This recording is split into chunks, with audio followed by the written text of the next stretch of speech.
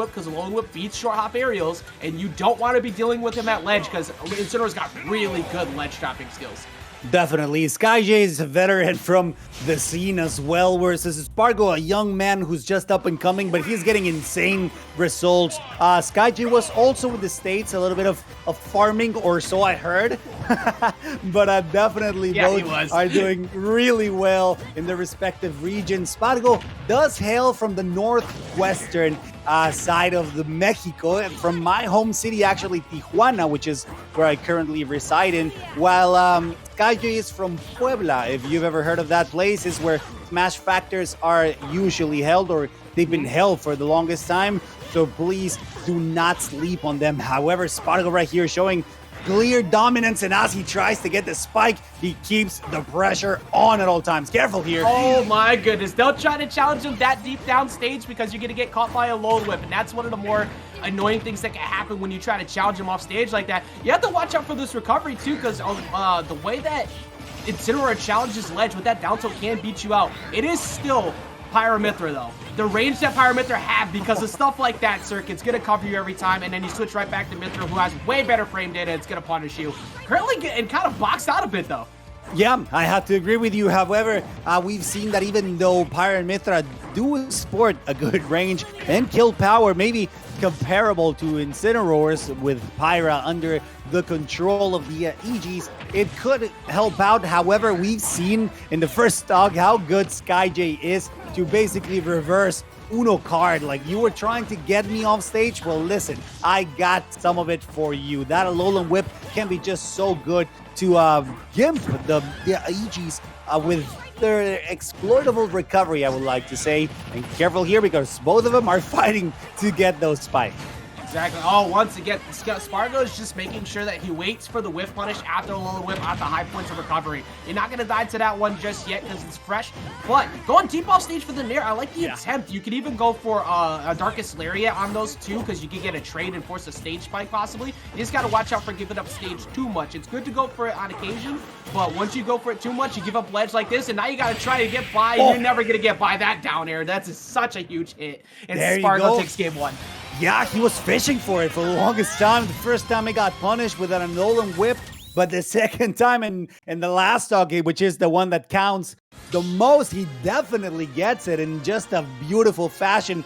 Spargo from Tijuana doing his best, putting pressure on at all times, get the beautiful spike, risking everything. He knew he wouldn't be able to recover, or at least it would have been very complicated if that had missed, but he had nothing to lose since he still had 2 stocks under his belt.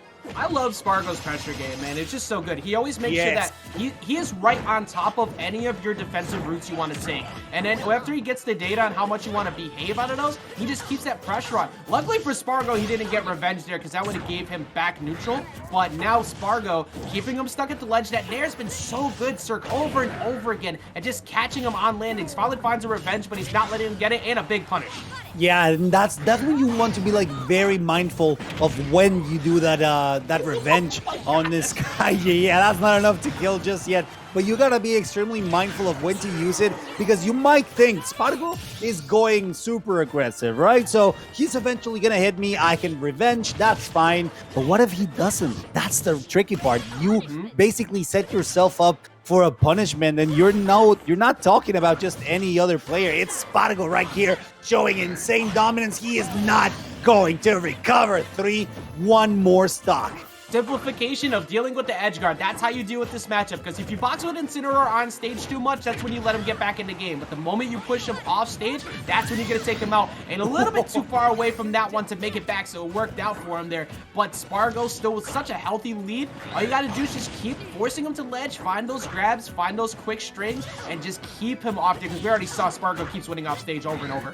That would have been a spike, though. If Spargo hadn't miscalculated that, I'm doing it in air quotes because that was a miscalculation, you could say, but if he hadn't, that would have been the spike from Incineroar. Skyjay knows that timing just so well. That's one of his most important killing moves as well, but right now he's getting the juggles once, twice, thrice, and waiting for that revenge to keep doing it. There is no stopping from Spargo, punishing with Pyra and the juggles. Insane juggles that you get.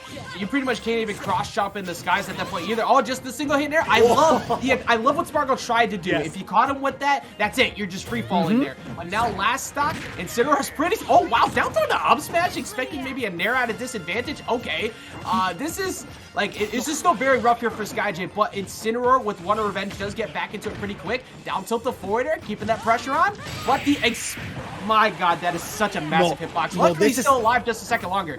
Yeah. No, this is still doable. And that's the scary part. Oh my God. He risked everything. That could have been a shield break from Skyjay. But Spargo knew that that wouldn't be quite enough. He didn't hold that shield for long enough. But hey, it was extremely scary. Spargo knows that you cannot let Incineroar hold that much rage, especially against Mythra, because that would have been the stock. Look at that shield being dangerously close. Still enough time to get up smash. 2 games in favor of the young man from Tijuana, doing his absolute best to show why the North is still such a strong threat. I still can't believe the bravery Spargo had for that. Like, that was so close. Darkest Lariat usually nets a free shield break on that almost every time. But the fact that it just, like, shield was so good. Oh, okay. Yeah, there you go. Oh, that was so smart, because at that point you let it go and then you hopefully try to catch an early recovery. But because of the route that Spargo took, he avoided the spike. Spargo is so smart. Even though his character may have a poor recovery, we've seen it from Cloud time and time again. He just shows up here with Pyra Mythra too. The routes that he changes up. Luckily, they didn't jump early, because that might have been the stock if they got caught by the lone whip. And if you want to speak about bad recoveries, you've got Incineroar. You have to be such a good player, like good recognition to understand when to go for an air dodge, when to go for an up B, when to save your jump. And this is exactly what, yeah, you might argue that Pyra and Mythra have bad recoveries, but even worse, it is that one from Incineroar. So the fact that that Prominence Revolt was able to get that stock despite the heavy weight of this fire and dark Pokemon, it speaks a lot about Spargo recognizing when to do things, but the Alolan Whip is going to allow him to basically go back to neutrality, 0-0, but it is Spargo who's starting with those strings. Exactly, just keeping that up over and over again, just making sure that he doesn't get pressured out by the Incineroar, but still Skyjay oh my goodness, still dying off the top immediately, just taking no time whatsoever to get that KO off the top there. But 0% on is just looking so good for Spargo right now. Like, Incineroar is a really good comeback-based character if you let him, but the frame data on Mythra and the way that Spargo's just pressuring, it's like, I'm willing to push right now here, sir, because I have a stock up. It's not really that unfavorable for me to do so, and Skyjay hasn't forced him to respect it so far. No, that's huge for Spargo. That stock was absolutely ridiculous, basically overlapping Skyjay right now. He does get the 2-frame into the punish, and the stock ultimately, this is a dangerous situation for both of them. You do have Skyjay on that heal situation where he is, behind, but let's not forget that Incineroar benefits from rage, from the percentage that he's building revenge as well. So you got to keep that in mind. He could still very much so steal this game. That is not enough, but this is exactly what I mean. He's very much capable of doing things like this.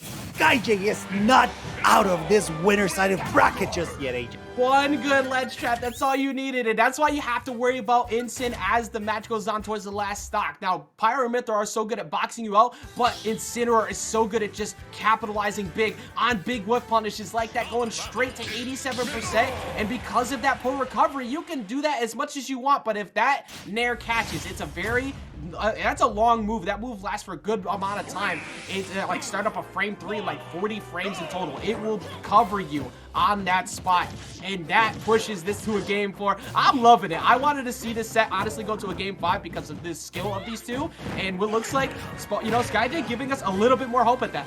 No, that's what I've been telling you. You cannot take Skyjay for granted, especially in this matchup with this usually pretty bad. Oh, look at that. Oh, gets a bit of a gimp, but that's enough. Look at that. It's so scary for Spargo. He cannot get caught in those situations because Skyjay gets the most out of him. Even if you're a percentage deficit, this strong character is going to do guts work to bring it back. Exactly. I mean, he's doing an excellent job of kind of just challenging that recovery over and over again, because that's where you're going to win in this matchup if you want to try and get anything going. Goes for the air dodge, avoid. No, but that was smart by Spargo. Excuse me, smart by Spargo, because he went for the forward airs. I'm mixing my words up now. He went for those forward airs the last few times, and because he went for that, that puts the fear in Skyjay to have to air dodge there. Yes. So he mixed it up really well as we're back here to evens, Cirque. Yeah, there's no better way to put it. They're even right now. Even the percentages are slightly stacked against Spargo at the moment. The fact that they're both holding the ledge. Careful here. The gimp is going to happen. Once again, Skyjay knows how to get these kinds of stocks. Spargo, surprisingly enough, struggling quite a lot against this character, which we know how hard he hits. Just like a truck waiting for an insanely an opening to do insane amounts of damage, AJ.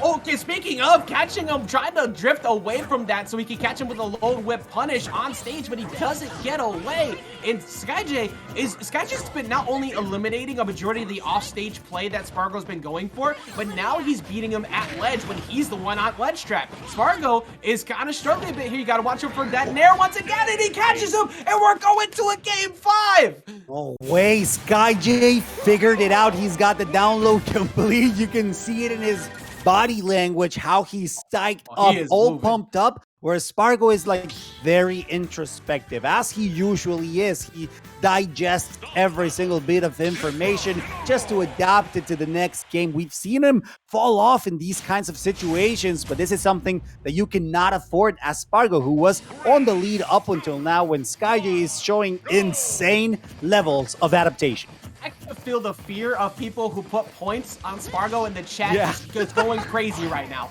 And this, I mean, this is still, if you're Skyjay, you got to keep your cool, because in this set, like we've seen time and time again, how Spargo, oh wait, he sniped him! Wow. Oh, that was a 4% KO! Never mind, keep your cool, you got it, this might be hope. Spargo's got a lot of work to do now. He's got to find a big downer soon. Yeah, he needs to get something going right now, and by now I mean yesterday. Once again, Skyjay showing why this character is so underestimated, worldwidely underestimated. However, we do have an Incineroar here in Mexico that will prove you wrong, no matter if you are facing against number 2, allegedly number 2 in the world. You still got a chance when you got Skyjay under the control. This is exactly why I was talking about before. You know, you may look at this on paper and go, yeah, Incineroar is going to suck at this, but he actually doesn't do incredibly terrible against Swordies with more recovery just because of stuff like that. However, he has not respected the high prominence revolt like once yet. He keeps using the stock right there. But if you're Spargo, if it ain't broke, don't fix it. There's no reason to stop doing that as you force Skyjay to the ledge. We got 108, so you have to watch out for not only the lone whip, but like another 30%. He could be dying to up throw or back throw at ledge if he stays at Mythra. Oh, hard read up smash in center stage. 23% only on Skyjay. This is a whole stock up here on Spargo.